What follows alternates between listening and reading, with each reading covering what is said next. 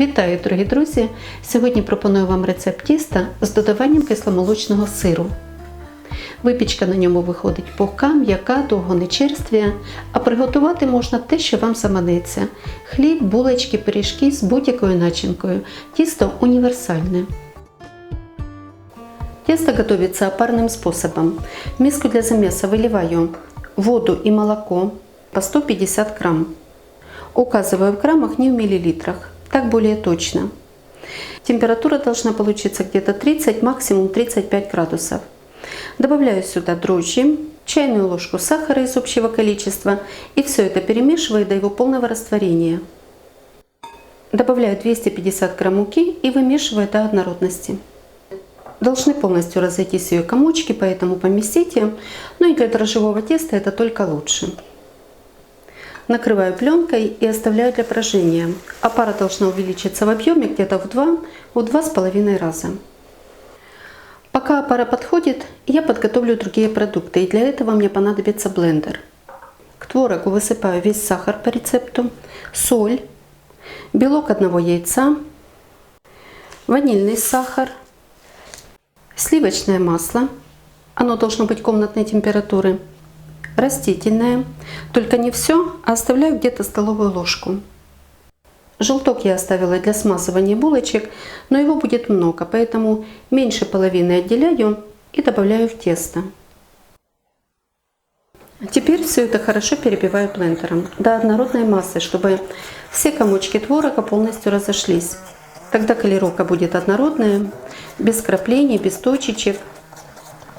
Если у вас нет блендера, значит перетрите творог через сито, добавьте остальные продукты и хорошо взбейте миксером. Вот такая должна получиться масса.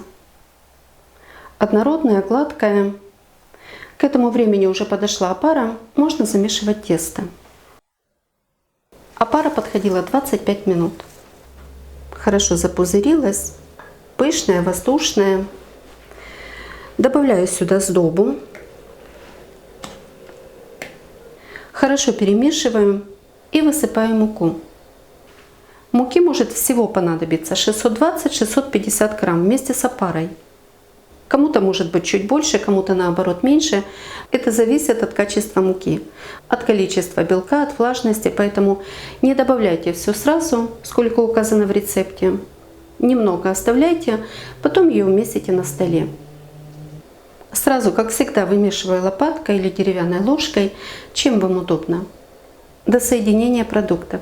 И когда тесто уже собирается в комочек, вот видно, что оно очень-очень мягкое, обливаю растительным маслом, тем, которое оставляла, и продолжаю вымешивать. Вся мука уже вошла в тесто. Сейчас оно комковатое. На столе буду вымешивать до гладкости. Вот миска уже чистая. На стол высыпаю ту муку, которую оставляла, на муку теста и вымешиваем. Только не спешу вмешивать всю.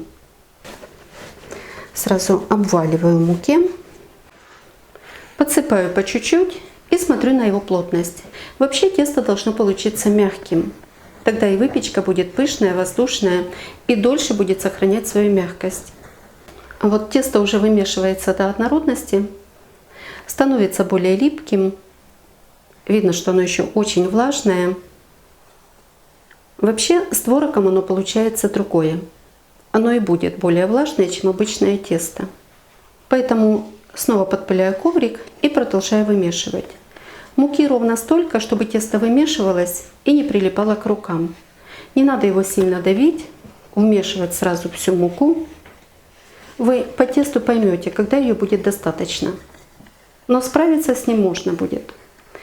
Оно должно оставаться мягким и только чуть-чуть липким. В своих видео всегда говорю, что вымешивайте так, как вам удобно, как легче на ваши руки. Помесите сразу растягивая, а потом вот таким вот образом. Просто прижимая к столу, перекатывая.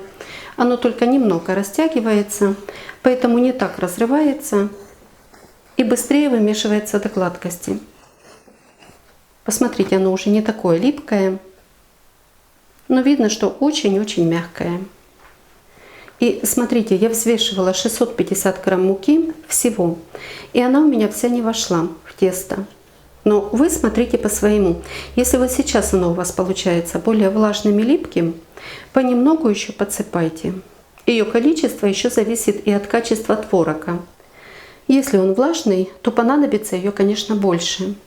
Но чтобы больше не добавлять, лучше предварительно перед замесом откиньте творог на сито. Чем меньше добавляете муки в тесто, тем вкуснее оно получается. Тесто однородное, хорошо вымесилось, но чтобы оно стало еще менее липким, в конце замеса его лучше отбить. Пару минут будет достаточно. Отбиваю со всех сторон. И вот посмотрите, какое красивое получается тесто. Гладкое, совсем не липкое, но остается все таким же мягким. Все, оно полностью готово. Подкатываю в шар. Миску я уже смазала маслом. Накрываю пленкой и оставляю для подъема. Понадобится где-то 40-50 минут при комнатной температуре. Вот эта мука так и осталась. В рецепте я укажу в скобочках столько, сколько мне понадобилось. Прошло 40 минут, тесто хорошо подошло, подходило при комнатной температуре. Делаю ему обминку. Видно, как оно пузырится, легкое, воздушное. Подкатываю в шар, снова накрываю и оставляю где-то на полчаса. Прошло 30 минут. Коврик совсем чуть-чуть смазываю маслом.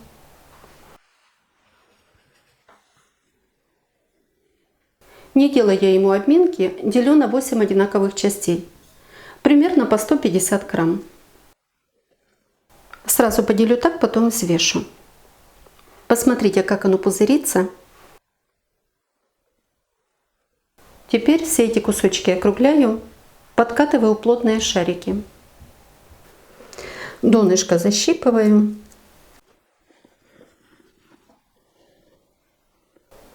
Можно вот так вот прямо в руке.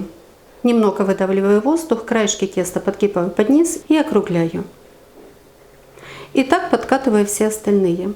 Накрываю, оставляю минут на 10, потом подкатаю еще раз. Время прошло, видно, что тесто уже подошло. Еще раз подкатываю.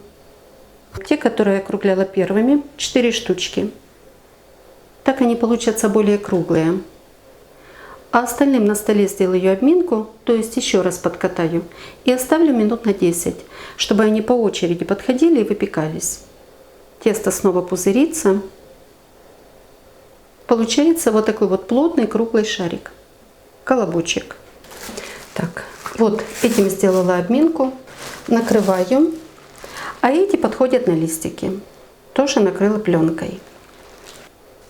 Прошло 15 минут. Смазываю разведенным желтком. Добавила к нему 2 чайные ложки воды. Можете добавить молоко. И напомню, был не целый желток, а меньше половины я отобрала в тесто. И пока он не подсох, засыпаю штрузелем. И вот только теперь включаю духовку на разогрев, температура 180 градусов.